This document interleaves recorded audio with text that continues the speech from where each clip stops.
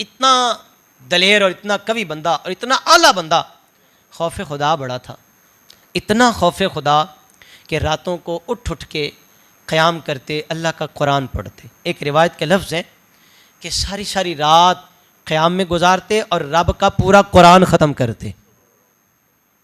इतनी इबादत उस्मान गनी रज़ी अल्लाह तआला अन्हु की कि सारी सारी रात नवाफल पढ़ते, क़याम करते और पूरा कुरान ख़त्म कर देते। ज़रा यहाँ रुक के मैं सवाल ना करूँ अपने आप से, मुझे कितना अरसा लगता है कुरान मुकम्मल करने में?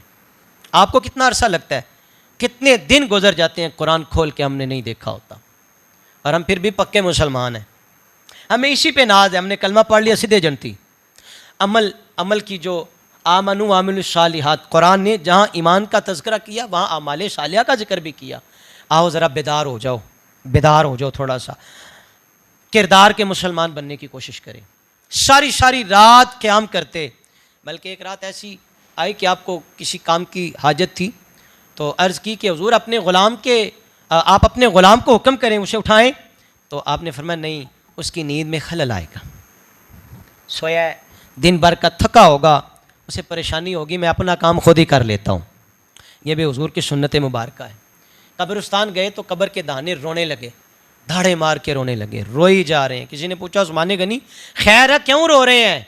आपको तो सरकार ने जन्नत की बशारत दी है। अशरा मुबशरा में उस्मान गनी है। कहा उस्मान फिल जन्ना, मेरा उस्मान जन्नती है, मेरा उस्मान जन्नती है। हुज़ूर आप क्यों रो रहे हैं? आपको तो नबी पाक अलैहिस्सलाम ने जन्नत की बशारत दी है। जन्नत तो दोज़ख का तज़किरा आता है तो नहीं रोते, लेकिन कब्रिस्तान आके कब्र के दाने खड़े होकर रोने की वजह। उस्मान गनी रज़ी अल्लाह तआला अन्हु फरमाते हैं, जिस नबी ने मुझे जन्नत की बशारत दी है ना, उसी नबी ने फरमाया कब्र क़यामत की मनाज़िल में से पहली मंजिल है। अगर ये सही हो गई तो अगली मनाज़िल भी दुरुस्त हो जाएंगी, और अगर ये किसी की सही ना हुई, हमें कितनी फ़िक्र है कब्र की? अपने घरों की फ़िक्र है, अपने कारोबार की फ़िक्र है, होनी भी चाहिए, इसकी नफ़ी नहीं है, क़त्अन इसकी नफ़ी नहीं है। और ना इस्लाम ने मना किया है, घर बनाए, कारोबार करें, हलाल ज़राए से रिज़्क़ हासिल करें। इस्लाम ने तो इसकी तरतीब बताई है, इस्लाम ने तो इसकी तरगीब दी है। लेकिन सवाल ये है कि इस घर में 50-60 साल रहना है, इस पर हमने बड़ी मेहनत की।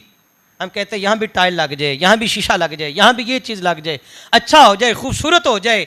लेकिन वो घर जहाँ पता नहीं कितनी सदियाँ गुजारनी है, पता नहीं कितना अरसा रहना है, वहाँ पे खिड़की कोई नहीं, दरवाज़ा कोई नहीं, लप्पी बुक्की पर पाउंदे ते कर दे ढेर उछेरा ते मंग दुआवां घरां वल आउंदे, परत नहीं पाउंदे फेरा। वहाँ आप जाएंगे और आपके अमाल उतरेंगे। जो दुनिया में कर रहे हो वो कब्र में लेके जाओगे। अगर किसी पे जुल्म है तो ये साथ जाएगा, ज़्यादती है तो साथ जाएगी, वादा खिलाफी है साथ जाएगी, सितम है साथ जाएगा। और अगर कुरान पढ़ा है तो कुरान भी कब्र में उतरेगा। अगर नमाज पढ़ी है तो नमाज भी कब्र में उतरेगी। अगर किसी से भला किया है, किसी के साथ जनाब ऐसा नेक काम कर दिया कि किसी को सुख दिया, सहूलत दी, किसी का दुख दूर किया, किसी की तकलीफ को रफा किया, ये सारे अमाल कब्र में उतरेंगे। और बाईद नहीं है कि फरिश्ते आए वो सवालात करें तो ये कुरान पढ़ा हुआ आगे आ जाए, ये नमाज पढ़ी सामने आ जाए, नेकी सामने आ जाए और बंदे को ढांप ले और आवाज़ आएगी, फरिश्तों ये बड़ा ही नेक बंदा था, जो सवालों जवाब करने हैं पर्दे की ओट से कर लो, जो पूछना है पर्दे के पीछे से पूछ लो। मगर आए मैं और आप हज़रत उस्मान गनी रज़ी अल्लाह ताला अन्हु से सीखें। इतनी बड़ी हस्ती, लेकिन कब्र के दहाने पे खड़े होकर ज़ारो कतार रो रहे हैं और कहा जिस नबी ने मुझे जन्नत की बशारत दी है उसी नबी ने ऐलान किया है, उस्मान सुन लो, कब्र क़यामत की मनाज़िल में से पहली मंजिल है, जिसकी ये सही हो गई उसकी अगली मनाज़िल भी सही हो जाएंगी।